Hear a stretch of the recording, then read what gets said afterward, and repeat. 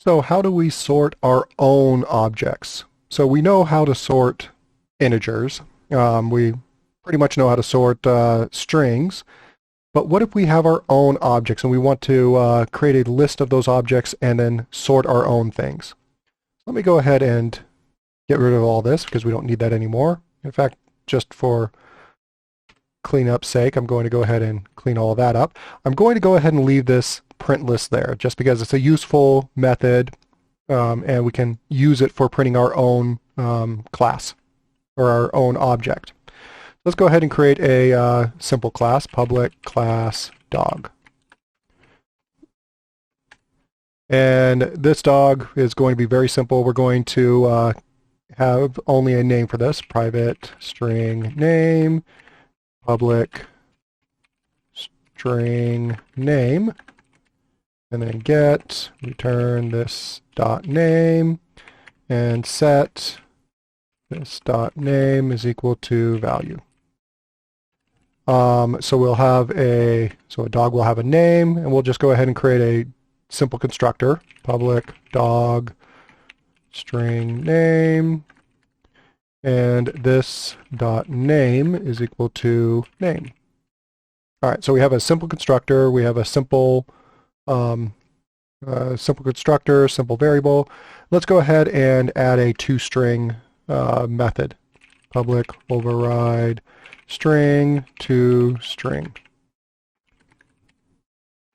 square brackets, and this will return $, this dot name.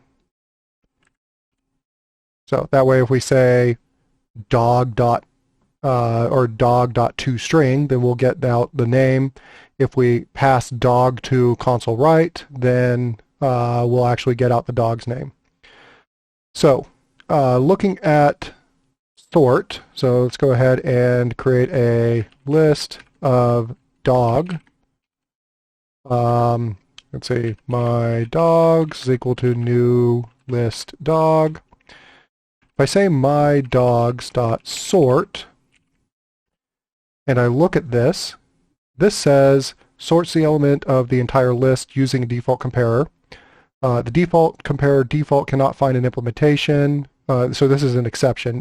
We can look at the documentation, but basically it's looking for an implementation of the iComparable generic interface or the iComparable interface for type T. So we're going to do this iComparable interface. So that is an interface that we can go ahead and implement, iComparable, and this requires a type.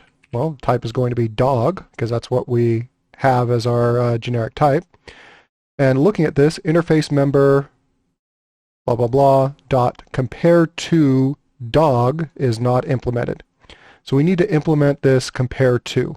So basically we have to decide, well, what does it actually mean to compare a dog? So this is going to be public, and I'm actually going to add another field here, private int dog ID. And let's see, go ahead and copy this, public, probably quicker for me to just retype it anyway, but oh well, return, and then this I can copy and paste. We have that, and let's go ahead and add in a dog ID, int dog ID, and this dot dog ID is equal to dog ID. Oh, this needs to be capitalized. There we go. All right, so I'm just adding a dog ID so that all of our dogs have both a name and an identification number of some sort. And so now we just need to compare it. So int compare to, and this requires a dog, some dog. And now we can return an instance of return this dot dog ID. So we can return an instance of that ID. And the reason why I'm using the dog ID is because to me it makes a lot more sense to sort on integers, because integers, you know which integer comes before another. Strings, it can become a little bit messy. There's a way that you can implement that, but integers are just easy to conceptually wrap your head around. So now let's go ahead and comment that out for a minute. So I have my list of dogs here, so I can say my dogs.add, and then I would say new dog. And I have a constructor, so I can give it some value. So I can say 42 Novo. And I can go ahead and change this, and let's go ahead and do 24 and Soda. And 84 Taiyu. And you know what? Let's go ahead and add in one more. Because I have 4 dogs. And let's go ahead and add in 63 Nibbler. And if you don't get that reference, you should definitely watch Futurama. That is really where he got his name, was from Futurama. So we have our list here. So let's go ahead and print out the list. Print list dog my dogs. Now again, because this is a type there, and because I have this toString, we're going to get out a list of all of my dogs. So if I run this, I get all the dogs there. Well, actually, I'm going to change this a little bit. I'm going to change that to do this, and just because I want each one of them on a single line, and when I run it, I get them all in a line. But I'm also going to add in, instead of just their name, I want to do this dot dog ID.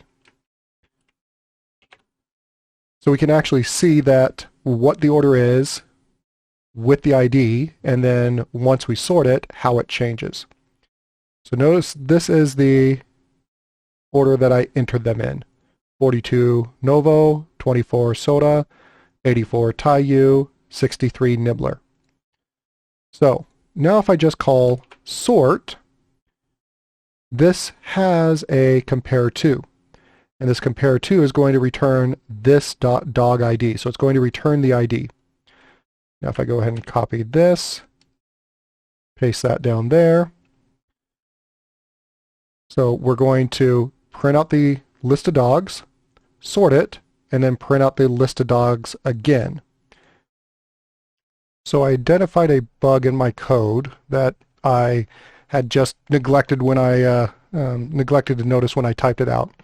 So there's going to be a jump cut because I wanted to figure it out really quick, and I didn't want to have to record this the entire time.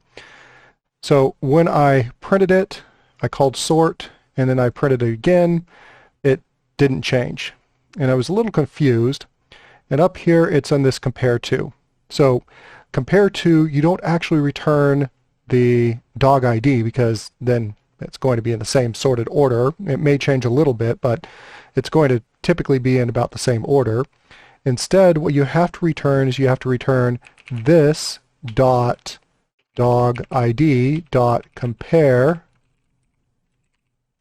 or dot compare to. And then instead of this dot dog ID, this is going to be whatever dog you're comparing it to. So you're comparing the current instance of the dog ID with some other whatever dog's ID that you pass in there, and it's going to return a integer of whichever one is going to be first.